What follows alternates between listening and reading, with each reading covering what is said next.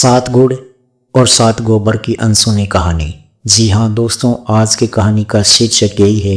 दोस्तों आगे बढ़े इससे पहले आपसे एक छोटी सी गुजारिश है, वीडियो को पूरा वॉच करें। वीडियो पसंद आए तो अपने दोस्तों रिश्तेदारों में शेयर करें।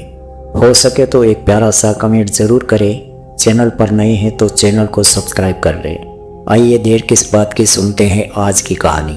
एक सर्द सुबह थी जब फतेहपुर सीकरी का दरबार अपनी पूरी शानो शौकत के साथ सजा हुआ था।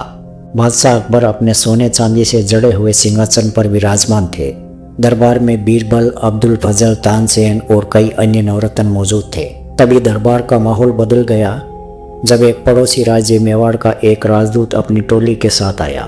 उसके चेहरे पर एक चालाक मुस्कान थी और हाथ में एक बड़ा सा लकड़ी का संदूक था, जिसे उसने सावधानी से दरबार के बीचों बीच रखवाया। अकबर ने राजदूत से उत्सुकता से पूछा, क्या लाए हो और इस बार तुम्हारी मंशा क्या है?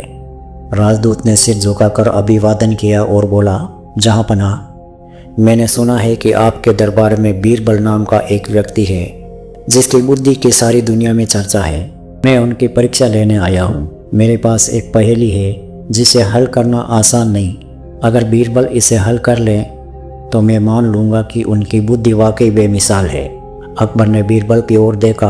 बीरबल जो अपनी मूंछों पर ताव दे रहे थे, उनकी आंखों में एक शरारती चमक थी, मानो वो पहले से ही चुनौती का मजा लेने को तैयार हो।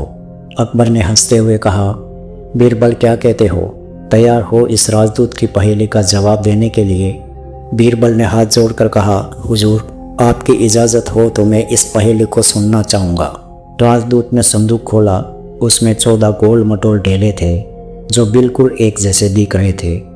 उसने कहा, ये 14 ढेले हैं, इनमें से 7 गुड़ के हैं और 7 गोबर के, मगर दिखने में ये एकदम एक जैसे हैं, लेकिन वज़न में थोड़ा अंतर है। गुड़ का ढेला गोबर के ढेले से थोड़ा भारी है। मैं चाहता हूँ कि बीरबल बिना किसी ढेले को तोड़े चके या बार बार तोले, केवल एक बार तोड़ कर बता दे कि कौन से 7 ढेले गुड़ के हैं। दरबार में सन्नाटा छा गया। कुछ दरबारी आपस में फुसफुसाने लगे, ये तो असंभव है। एक दरबारी ने कहा, बिना तोड़े चके कैसे पता चलेगा? दूसरे दरबारी ने जोड़ा। अकबर भी सोच में पड़ गए। उन्होंने बीरबल की ओर देखा और पूछा, बीरबल, क्या तुम ये कर सकते हो? बीरबल ने संदूक के पास जाकर ढेलों को गौर से देखा। वो गोल भूरे रंग के थे और सचमुच एक जैसे दिख रहे थे। बीरबल ने एक ढेले को हाथ में उठाया, उसे हल्के से उछाला और फिर वापस रख दिया। उनकी आंखें चमक रही थी, जैसे कोई विचार उनके दिमाग में कौंध रहा हो। उन्होंने कहा, जहाँपनाह, मुझे एक तराजू और कुछ समय चाहिए। मैं इस पहेली को हल कर दूंगा। अकबर ने मुस्कुराते हुए कहा, ठीक है बीरबल, तुम्हें समय और तराजू दोनों मिलेंगे, लेकिन याद रखो, तुम्हें केवल एक बार तोड़ने की इजाज़त है। अब होती है बीरबल की चतुराई शुरू। बीरबल ने दरबार के एक नौकर से तराजू मंगवाया। ये एक पुराना लोहे का तराजू था जिसके दोनों पलड़े लटक रहे थे। बीरबल ने 14 ढेले एक मेज पर सजा दिया और उन्हें नंबर दिए 1 से 14 तक। फिर उन्होंने कुछ देर तक गहरी सोच में डूबे रहकर हिसाब लगाया। दरबार में मौजूद लोग उत्सुकता से उनकी हरकत देख रहे थे। बीरबल ने 14 ढेलों में से 7 को चुना, number 1, number 2, number 3, number 4, number 5, number 6 और 7 उन्होंने इन्हें तराजू के एक पलड़े पर रखा। दूसरे पलड़े पर उन्होंने मानक वजन रखा जो एक गोबर के ढेले के वजन के बराबर था। ये मानक वजन राजदूत ने पहले ही दे दिया था ताकि तुलना हो सके। जैसे ही बीरबल ने तराजू को छोड़ा, एक पलड़ा नीचे चला गया। बीरबल ने तराजू को ध्यान से देखा और फिर मुस्कुराए और 7 ढेले उठाकर एक तरफ रख दिए। उन्होंने राजदूत की ओर देखकर कहा, ये 7 ढेले गुड़ के हैं। दरबार में हलचल। राजदूत का मुंह खुला रह गया। उसने हैरानी से पूछा, क्या तुमने बस एक बार तोला और बता दिया? ये कैसे संभव है? तुमने कौन सा जादू किया? अकबर भी उत्साहित होकर बोले, हाँ बीरबल, हमें भी तो बताओ तुमने ये कैसे किया? बीरबल ने अपनी मूंछों को ताव देते हुए कहा, जहाँपनाह, ये जादू नहीं, बुद्धि का खेल है। मैं आपको समझाता हूँ। बीरबल का स्पष्टीकरण। बीरबल ने दरबार की ओर देखकर कहा, सबसे पहले मैंने 14 ढेलों को नंबर दिए 1 से 14 तक। फिर मैंने 7 ढेले चुने और उन्हें तराजू के एक पलड़े पर रखा।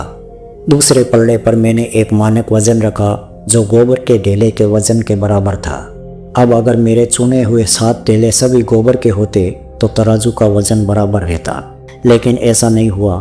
तराजू का पलड़ा नीचे गया, जिसका मतलब था कि मेरे चुने हुए 7 ढेलों में कुछ गुड़ के ढेले थे जो गोबर से भारी है। मैंने तराजू के झुकाव की मात्रा को देखा। गुड़ का ढेला गोबर से थोड़ा भारी है और ये अंतर हमें पहले से पता था। मान लीजिए एक गोबर का ढेला 100 ग्राम का है और एक गुड़ का ढेला 110 ग्राम का है।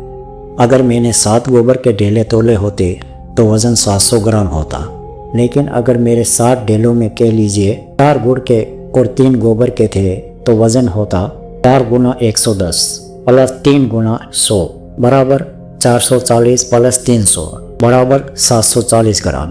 तराजू के झुकाव से पता चला कि मेरे चुने हुए 7 ढेलों में कितने गुड़ के ढेले थे। फिर मैंने उन 7 ढेलों को देखा और हिसाब लगाया कि कौन से ढेले गुड़ के हो सकते हैं। क्योंकि गुड़ के ढेले भारी है, मैंने उन 7 ढेलों में से सबसे भारी 7 को चुना और वो गुड़ के निकले। नोट, यहाँ बीरबल की गणना को सरल रखा गया है, लेकिन वास्तव में ये एक तौल की पहेली है जिसमें 7 ढेलों को चुनकर और उनके वजन के आधार पर तुलना करके गुड़ के ढेले को पहचाना जा सकता है। बीरबल की बात सुनकर अकबर जोर से हंस पड़े। उन्होंने कहा, बीरबल, तुम सचमुच एक जादूगर हो। तुमने न सिर्फ पहेली हल की बल्कि इसे इतने आसान शब्दों में समझा दिया कि हम सब समझ गए। राजदूत ने सिर झुकाकर कहा, मैं मान गया बीरबल, आपकी बुद्धि का कोई सानी नहीं।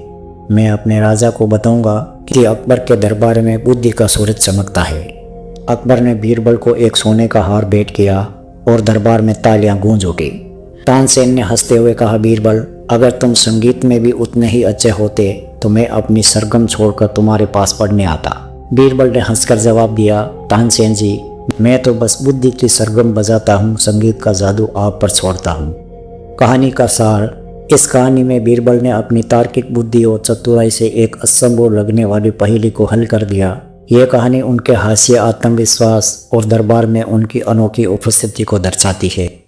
हाँ तो मित्रों, कैसी लगी आपको कहानी कमेंट में ज़रूर बताएं। मिलते हैं अगले वीडियो में, तब तक के लिए खुश रहे, आबाद रहे, धन्यवाद।